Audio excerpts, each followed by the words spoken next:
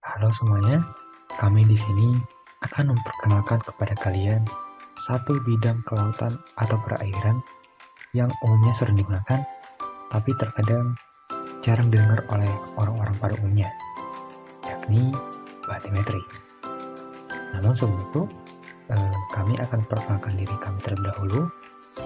Kami dari kelompok 2 hidrografi yang beranggotakan yang pertama di Maya Sahran dengan NRP 23 2020 06, kemudian Debrianto dengan NRP 23 2020 011, kemudian Rizal Wahyu Arafli dengan NRP 23 2020 013, kemudian selanjutnya Muhammad Rafi Laswardi dengan NRP 23 2020 032, dan terakhir Dimas Abdillah Pugiana dengan NRP 23 2020 056.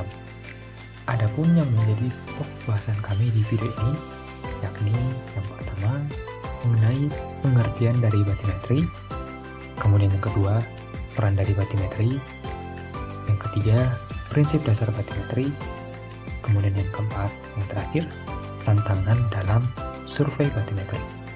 Dan sebagai permulaan, kami akan membahas bagian pertama dari video ini, yakni mengenai pengertian dari batimetri.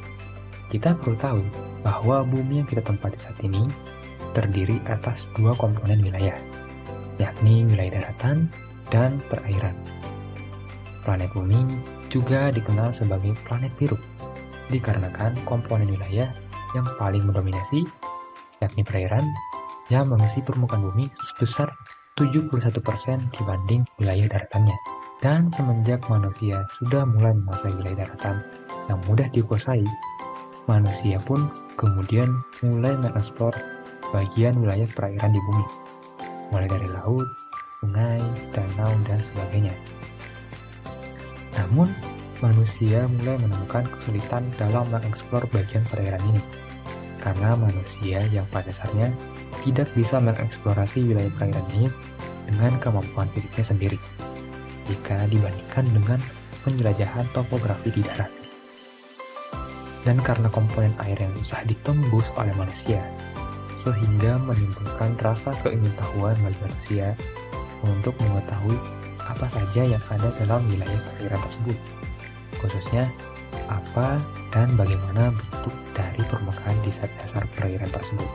Dan oleh karena itu, maka lahirlah istilah dari batimetri.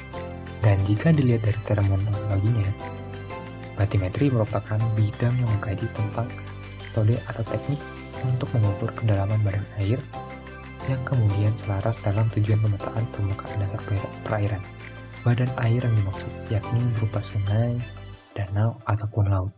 Dan batimetri sendiri merupakan basis ilmu dari dua percabangan ilmu kelautan lainnya seperti oceanografi dan juga hidrografi. Dan sejarah dari batimetri sendiri dimulai sejak 3000 tahun yang lalu, tepatnya di sekitar tahun 1480.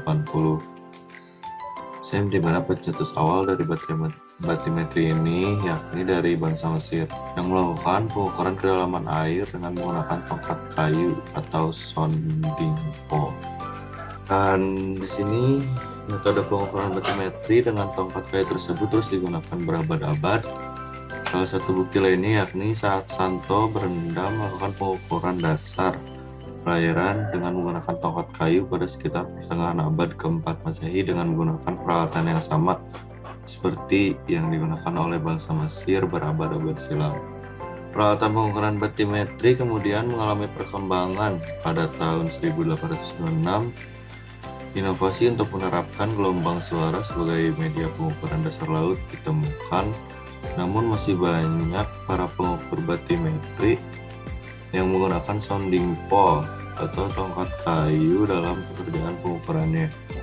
Di tahun 1913, Fessenden membuat perangkat echosonder pertama yang kemudian digunakan pada kapal-kapal Perang Dunia I sebagai perangkat untuk mendeteksi kapal-kapal perang musuh.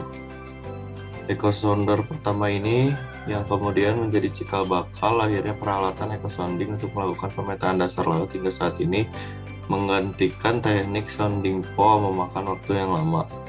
Echo sounder yang sebelumnya masih bersifat single beam kemudian dikembangkan menjadi multi beam echo sounder yang dapat memancarkan gelombang suara dalam range cakupan yang lebih besar dibanding dengan single beam.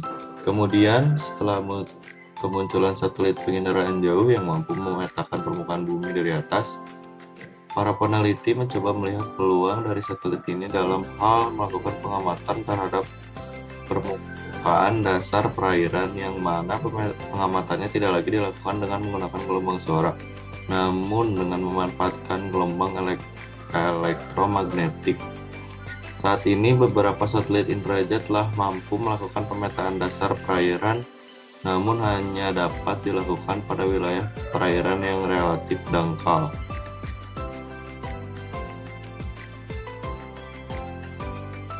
Di sini pembahasan selanjutnya yaitu mengenai peran batrimetri. Seperti yang sudah dijelaskan sebelumnya, batrimetri merupakan basis fundamental dari dua bidang perairan yang kita kenal saat ini, yaitu oceanografi dan hidrografi. Nah, di mana peran batrimetri di sini yang ini berfokus pada metode yang dilakukan untuk memetakan bentuk permukaan dasar perairan.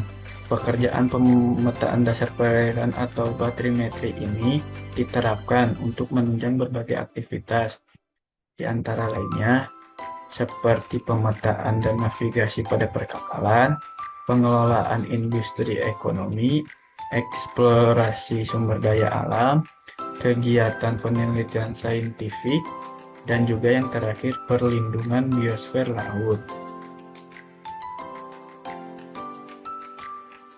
Pembahasan selanjutnya yakni prinsip kerja batrimetri. Sebelum membahas prinsip kerja batrimetri, ada baiknya kita perlu membandingkan antara topografi dan hidrografi. Kedua bidang ini terlihat sama, yakni sama-sama berfokus pada pemetaan permukaan bumi.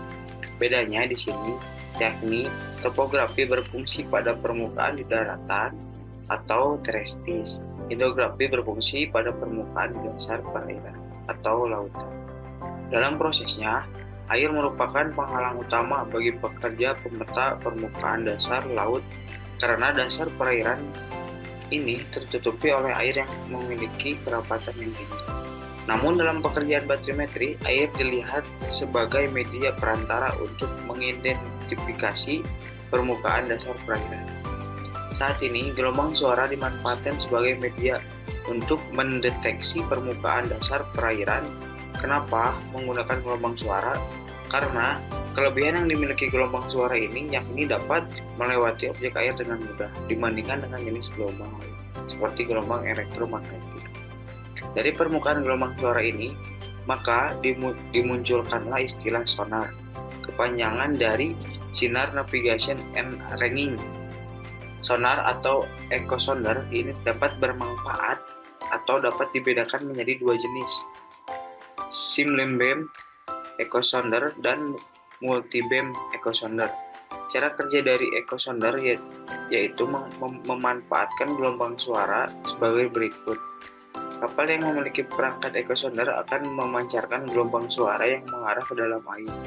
Kemudian gelombang suara yang dipancarkan dari kapal akan diserap oleh permukaan atau objek yang di dasar permukaan air.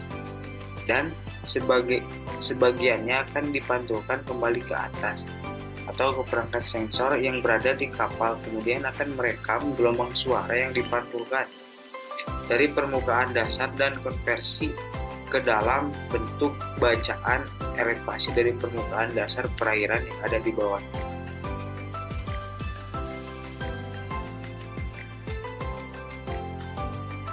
Tantangan yang akan dialami dalam survei batrimetri. Seperti yang sempat dijelaskan di bagian sebelumnya, air merupakan hambatan utama dalam pelaksanaan pekerjaan batrimetri, sekaligus dalam pekerjaan pemetaan dasar perairan lainnya.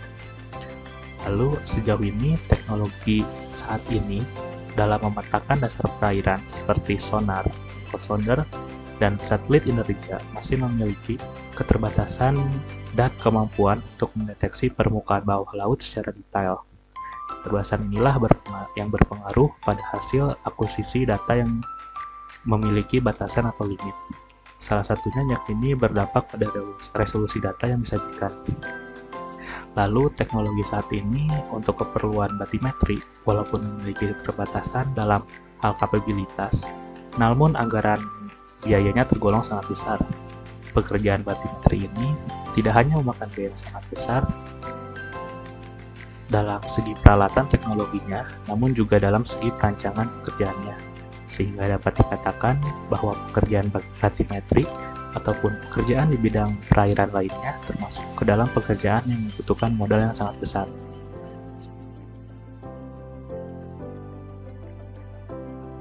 Dan demikianlah video singkat kami mengenai semua hal tentang batimetri. Semoga video ini bermanfaat dan sampai jumpa.